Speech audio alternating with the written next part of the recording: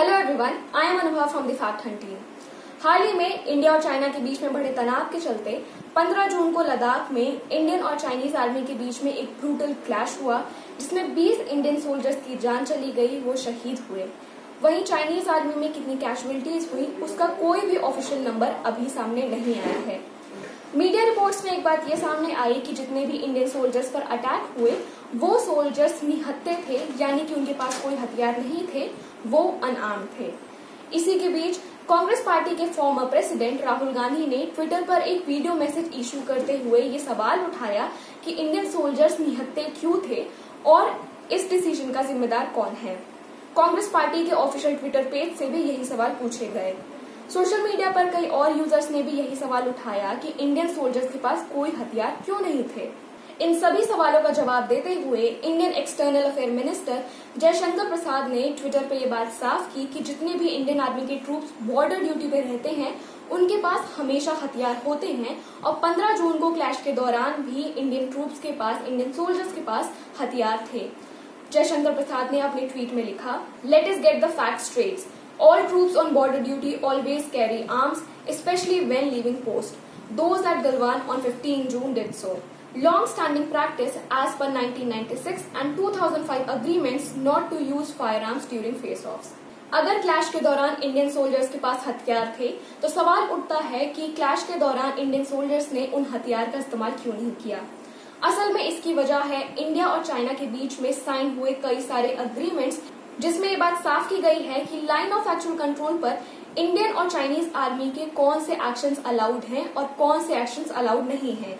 ये agreement sign हुए हैं 1993, 1996 और 2005 में।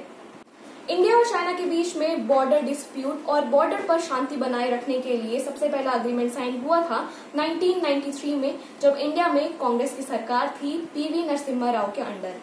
इस अग्रीमेंट में 5 प्रिंसिपल्स बनाए गए थे, जिसके हिसाब से इंडियन और चाइनीज आर्मी को एक्ट करना होगा लाइन ऑफ एक्चुअल कंट्रोल पर।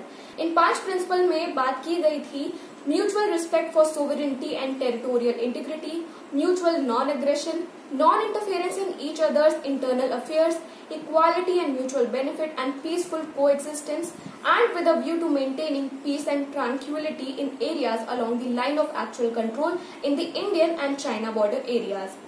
इस अग्रीमेंट का मेन फोकस था कि लाइन ऑफ एक्चुअल कंट्रोल पर इंडिया और चाइना के बॉर्डर के बीच में अग्रेशन को कम से कम रखा जाए। इंडिया और चाइना के बीच में दूसरा अग्रीमेंट साइन हुआ था 1996 में, जब इंडिया में एच.डी. देवगौड़ा की सरकार थी, जिसको कांग्रेस पार्टी सपोर्ट कर रही थी। इस अग्रीमेंट में 1993 के अग्रीमेंट में जो 5 प्रिंसिपल थे उनका एक डिटेल प्रोटोकॉल तैयार किया गया था, जिसमें बताया गया था कि अगर एलएसी पर फेस ऑफ की सिचुएशन आती है तो इंडियन और चाइनीज आर्मी के सोल्जर्स को सेल्फ रिस्ट्रेन और इमीडिएट कंसल्टेशन अपनाना चाहिए। और इसी अग्रीमेंट की वजह से एलएसी के 2 किलोमीटर की एरिया में ना ही इंडियन आर्मी को और ना ही चाइनीज आर्मी को किसी भी हथियार का इस्तेमाल करना अलाउड है। इस अग्रीमेंट के आर्टिकल 6 के सेक्शन 1 में लिखा है, Neither side shall open fire or hunt with guns or explosives within 2 kilometers from the line of actual control. इस अग्रीमेंट का मेन फोकस था कि एलएसी पर इंडिया और चाइना के बीच में वॉर एस्केलेट ना हो पाए। इस अग्रीमेंट के आर्टिकल 3 में एलएसी पर कम से कम वेपनरी रखने की बात भी की गई है। इंडिया और चाइना के बीच में तीसरा अग्रीमेंट साइन हुआ था 2005 में, जब इंडिया में यूपीए की सरकार थी और मनमोहन सिंह प्राइम मिनिस्टर थे।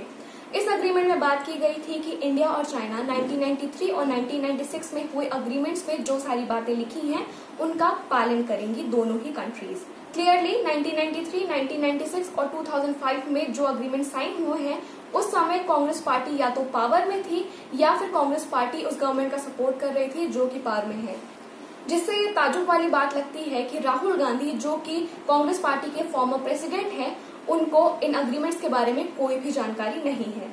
2008 में कांग्रेस पार्टी और कम्युनिस्ट पार्टी ऑफ चाइना के बीच में एक डील साइन हुई थी, जिसमें दोनों पॉलिटिकल पार्टीज के बीच में हाई लेवल इंफॉर्मेशन एक्सचेंज और कोऑपरेशन की बात की गई थी। इस एमओयू में ये बात कही गई थी कि दोनों ही पॉलिटिकल पार्टीज आपस में इम्पोर्टेंट बाइलेटरल, रीजनल और इंटरनेशनल डेवलपमेंट को लेकर कंसल्ट कर सकती हैं। 15 जून को चाइनीज आर्मी ने अपनी बर्बरता दिखाई जब उन्होंने इंडियन सोल्जर्स, जिसमें कमांडिंग ऑफिसर संतोष बाबू भी शामिल थे, उन पर आयरन रॉड्स, पत्थर और कील वाले तारों से हमला किया। पर यहाँ ध्यान देने वाली बात यह भी है कि इन सभी के बाद भी इंडियन सोल्जर्स ने अग्रीमेंट्स की रिस्पेक्ट की और उनको फॉलो किया।